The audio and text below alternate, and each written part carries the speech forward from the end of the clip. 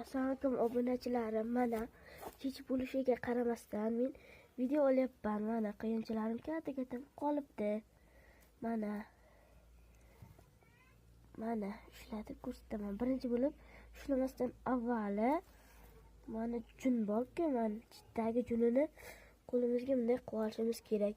Chunki qo'limizning mikroflari bunga o'tib qolsa, iynalari o'may qoladi. Mana ikkinasi qilib olishimiz kerak. Kichkina zo'r xuddi pishakda bo'lasiday. Mana bittasini olib ko'rsatib beraman. Mana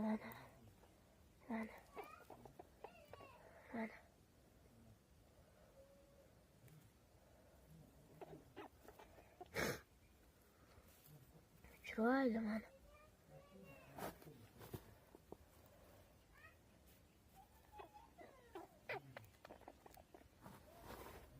Keyin buni ko'rib bo'lganimizdan keyin junlarni yopib qo'yishimiz kerak.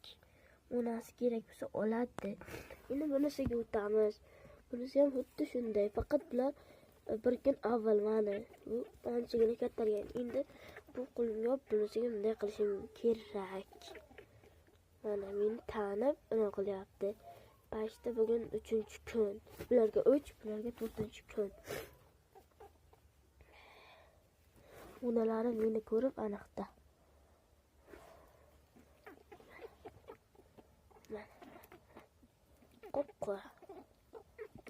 Qop-qora. Qochyapti meni. To'xta. Qop-qora. Kattagina bo'lib qolibdi. Unga qaraganda bu kattaroq. Mana. Yurishdi birdenga biladi. Bir haftagacha ko'zini ochib, asta-asta junlari chiqishi kerak. Mana.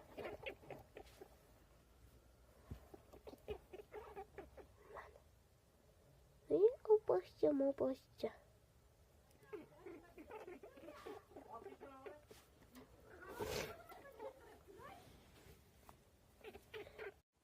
Assalomu alaykum obunachilarim. Mana kech bo'lishiga qaramasdan men video olyapman. Mana qiyinchilarim katta qolibdi.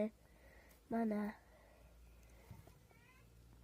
ushlatib ko'rsataman. Birinchi bo'lib ushlamasdan avvali mana jun borku, mana chitdagi junini qo'limizga bunday qilib olishimiz kerak.